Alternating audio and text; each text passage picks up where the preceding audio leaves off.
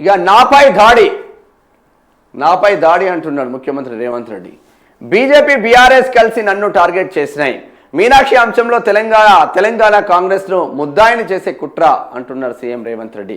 ఆర్ఓను BJP వెప్పన్లా వాడుకున్నది. ఆ party అంతర్గత రాజకీయాలకు తెలంగాణను బలి తీసుకుంటున్నారు. రాష్ట్రానికి ఏ ప్రాజెక్టు రాకుండా కిషన్ రెడ్డి అడ్డుకుంటున్నారు. చేత కాకపోతే ఆయన రాజీనామా చేయాలి. పవన్ రావచ్చు పోవచ్చు, రాజకీయం చేయొచ్చు, కానీ తెలంగాణకు వ్యతిరేకంగా మాట్లాడితే సహించరు. దేశ భవిష్యత్తుకు హైదరాబాద్ కీలకం. బీజేపీది గాంధీ వర్సెస్ కిమ్ సిద్ధాంతం. ఢిల్లీలో మీడియాలో సీఎం రేవంత్ రెడ్డి చిట్చాట్ ఏమంటున్నాడే? దేశ భవిష్యత్తుకు హైదరాబాదే కీలకం అంటున్నారు. ఇక్కడ దేశ భవిష్యత్తుకు హైదరాబాదే కీలకం. మరి మనం ఏం చేస్తాం సార్? దేశ భవిష్యత్తుకు హైదరాబాదే కీలకం అంటున్నారు. మనమే అంటున్నాం కదా, దేశ భవిష్యత్తుకు హైదరాబాదే కీలకం అని మనమే అంటున్నాం. మరి మనమంటే మరి కనీసం మనం ఏమైనా గెలుస్తున్నామా, చేస్తున్నామా, ఏం చేస్తున్నాం సార్ అంటే గ్రేటర్ హైదరాబాదు. సరే, హైదరాబాద్ తీసుకుందాం. హైదరాబాదు ప్లస్ రంగారెడ్డి. మొత్తం తెలంగాణలో 4 కోట్ల జనాభా ఉంది. తెలంగాణలో 4 కోట్ల జనాభా ఉంది. హైదరాబాదు రంగారెడ్డి కలుపుకొని 2 కోట్ల జనాభా. అంటే తెలంగాణ రాష్ట్రంలో 50% జనాభా ఇక్కడే ఉంది. 50% జనాభా ఇక్కడే ఉంది. బాబాసాహెబ్ అంబేద్కర్ మనకు ప్రజాస్వామ్యాన్ని ఇచ్చిండు. సోనియా గాంధీ 10 జిల్లాల తెలంగాణ రాష్ట్రాన్ని ఇచ్చిండు. కనీసం 10 జిల్లాల తెలంగాణ రాష్ట్రంలో 10 జిల్లాల తెలంగాణ రాష్ట్రం ఇచ్చింది తల్లి సోనియా గాంధీ. మనం రుణపడి ఉండాల్సిందే. తెలంగాణ ప్రతి బిడ్డ మనం రుణపడి ఉండాల్సిందే. మరి 10 జిల్లాల తెలంగాణ రాష్ట్రం ఇస్తే కనీసం ఉమ్మడి 10 జిల్లాలలో కనీసం తెలంగాణ రాష్ట్రంలో 4 కోట్ల జనాభా ఉంటే రంగారెడ్డి హైదరాబాద్లోనే 2 కోట్ల జనాభా ఉన్నారు. మరి 2 కోట్ల జనాభాకు ప్రాతినిధ్యం ఉందా అంటే లేదు అని చెప్పుకోవాలి. మరి 2 కోట్ల జనాభాకు ఎవరి ప్రాతినిధ్యం ఉంది అంటే కాంగ్రెస్ ప్రాతినిధ్యం 0 అని చెప్పుకోవాలి. మరి ఏకైక ఇటు ఎంఐఎం 7 సీట్లు గెలిచింది.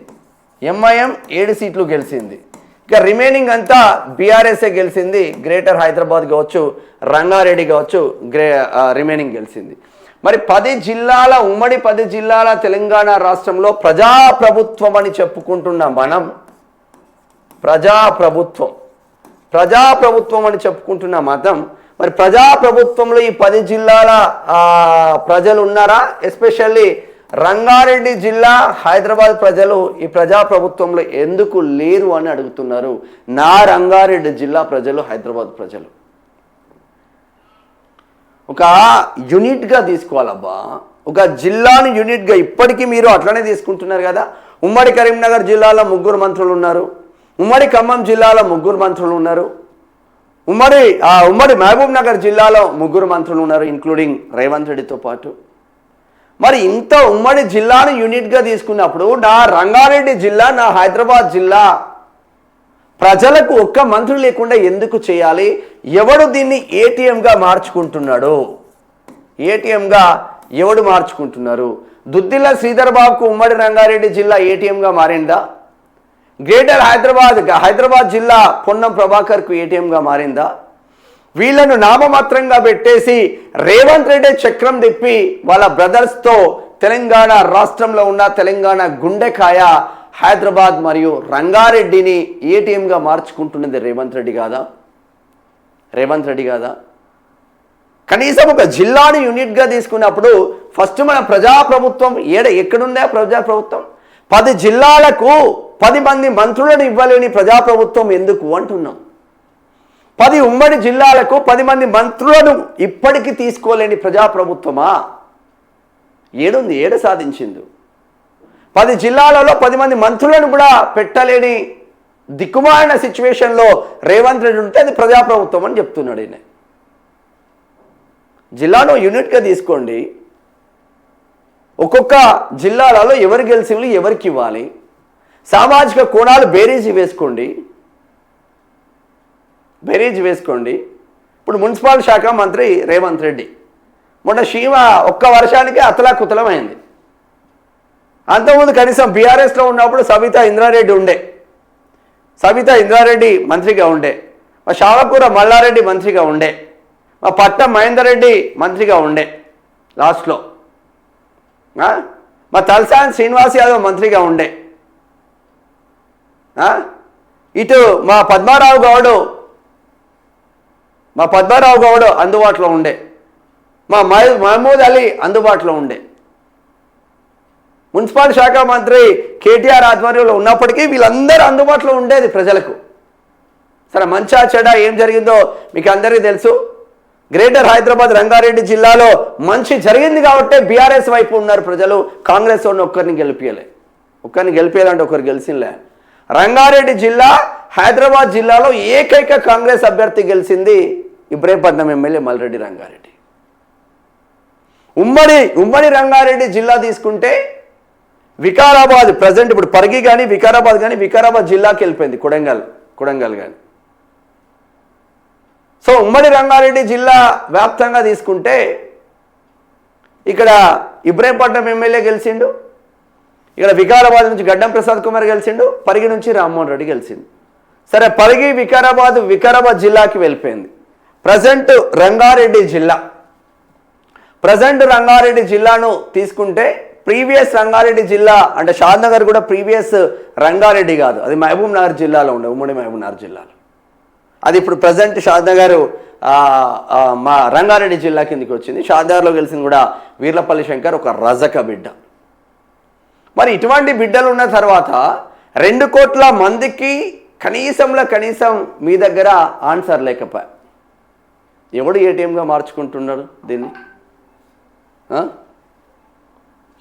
ఏడుంది చెప్పు.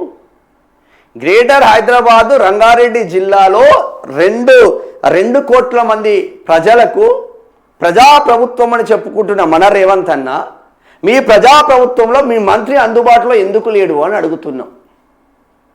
బై ఎలక్షన్లో గెలిచిన నవీన్ యాదవ్ అందుబాటులో ఉన్నాడు మీకు. ప్రీవియస్ గెలిచిన మల్రెడ్డి రంగారెడ్డి అందుబాటులో ఉన్నారు. సీనియర్ ప్రకారంగా ముందుకెళ్తే ఎవరికొకరికి మీరు మంత్రి పదవి ఇవ్వాల్సిన ఆవశ్యకత ఉంటుంది కదా.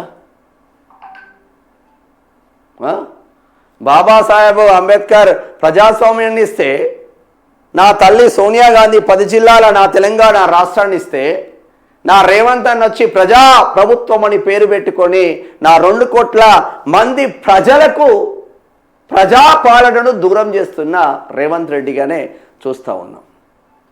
ఎటు పోతుంది రాష్ట్రం? ఎవరి కోసం పనిచేస్తున్నారు మీరు? నా రంగారెడ్డి జిల్లా, నా హైదరాబాద్ జిల్లా ఎవరికి ఏటీఎంగా మారాలి? రేవంత్ రెడ్డికి ఎందుకు ఏటీఎంగా మారాలి?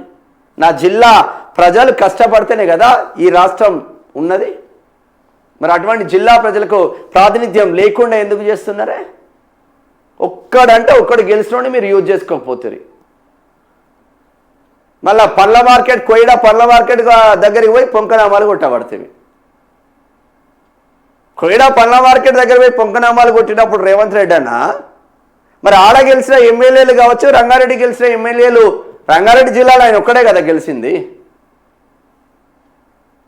కనీసం మరి మన బాధ్యతగా మనం ఏం చేయాలన్నా ఇంగిత జ్ఞానం లేకపోయాయి మనకు. ఇవట్టున్నదే వీళ్ళది కథ. ఇక ఇప్పుడు చెప్పమంటే మస్తు చెప్తారు వీళ్ళు. అది ఏసీ ఫుల్ పెట్టు.